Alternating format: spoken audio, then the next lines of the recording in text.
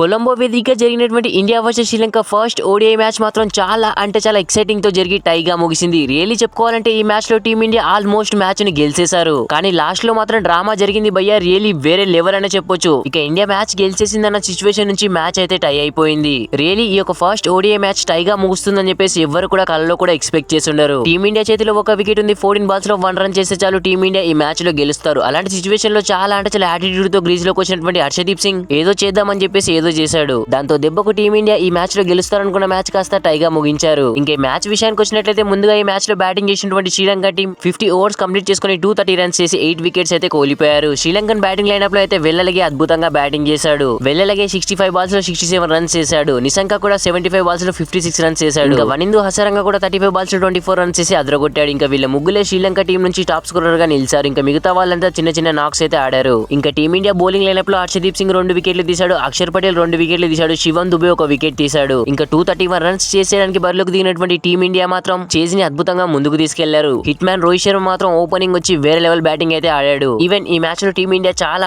ఈజీగా మ్యాచ్ గెలిచేస్తుందని చెప్పేసి ప్రతి ఒక్కరు కూడా ఎక్స్పెక్ట్ చేశారు చేజ్ లో. కానీ ఎప్పుడైతే టీమిండియా వికెట్స్ ఒకటి తర్వాత ఒకటి పడడం స్టార్ట్ అయిందో టీమిండియాకి అయితే టెన్షన్ పెరిగిపోయింది. And more importantly Akshar Patel మరియు కేఎల్ రాహుల్ గ్రీజ్ లో ఉన్నప్పుడు కూడా టీమిండియా చేతిలో మ్యాచ్ అయితే ఉండింది. అండ్ ఇంకా లాస్ట్ లో అయితే శివం దుబే చేతిలో కూడా మ్యాచ్ అయితే ఉండింది. శివం దుబే అయితే ఆల్మోస్ట్ టీమిండియాని మ్యాచ్ లో అయితే గెలిపించి పెట్టాడు. 15 బాల్స్ లో టీమిండియా 1 రన్ చేస్తే మ్యాచ్ గెలుస్తారన్న సిచ్యువేషన్ లో శివం దుబే అయితే ఎల్బిడబ్ల్యూ అవుట్ అయిపోయాడు. ఈ యొక్క శివం దుబే ఎల్బిడబ్ల్యూ అందరూ కూడా నాట్ అనుకుని సింగిల్ కూడా టీమిండియా కంప్లీట్ చేసుకున్నారు. అండ్ ఇంకా టీమిండియా మ్యాచ్ గెలిచిందని చెప్పేసి ప్రతి ఒక్కరు కూడా ఎక్స్పెక్ట్ చేశారు. కానీ శ్రీలంక టీం ఇది డిఆర్ఎస్ గా తీసుకోవడంతో శివం దుబే అయితే డిఆర్ఎస్ లో అవుట్ అని తేలింది. ఇంకా 14 బాల్స్ లో 1 రన్ చేయాలన్నప్పుడు హర్షదీప్ సింగ్ గ్రీజ్ లోకి వచ్చి చాలా యాటిట్యూడ్ తో 6 కొడదామని చెప్పేసి వెళ్ళాడు. కానీ అది కూడా ఎల్బిడబ్ల్యూ కావడంతో ఈ మ్యాచ్ అయితే ఎవరు ఎక్స్పెక్ట్ చేయని విధంగా టైగా ముగిసింది. రియల్లీ చెప్తున్నా భయ్య, ఈ మ్యాచ్ లో మాత్రం చాలా డ్రామా జరిగింది లాస్ట్ ఓవర్ లో. ఈవెన్ క్రికెట్ చూసే ప్రతి ఒక్కరు కూడా ఈ మ్యాచ్ టై అయిందంటే ఎవ్వరు కూడా నమ్మరు. బట్ ఇదే నిజం. ఇంకా టీమిండియా బ్యాటింగ్ లైనప్ లో వచ్చేసి hit man Rohit Sharma 47 balls లో 58 రన్స్ చేసి అదరగొట్టాడు. అక్షర్ పటేల్ 57 బాల్స్ లో 33 రన్స్ చేశాడు. ఇంకా కేఎల్ రాహుల్ 43 బాల్స్ లో 31 రన్స్ చేసి అదరగొట్టాడు. ఇంకా వీళ్ళ ముగ్గురే టీమిండియా నుంచి టాప్ స్కోరర్ గా నిలిచారు. ఇంకా మిగతా వాళ్ళంతా చిన్న క్యాంబోస్ అయితే ఆడారు. ఇంకా శ్రీలంక టీం బౌలింగ్ లైనప్ చూసుకున్నట్లయితే కెప్టెన్ హసలంక అయితే 3 వికెట్లు తీశాడు. వనిందు హసరంగా 3 వికెట్లు తీశాడు. వెల్లలగా అయితే 2 వికెట్లు తీశాడు శ్రీలంకన్ బౌలింగ్ లైనప్ లో.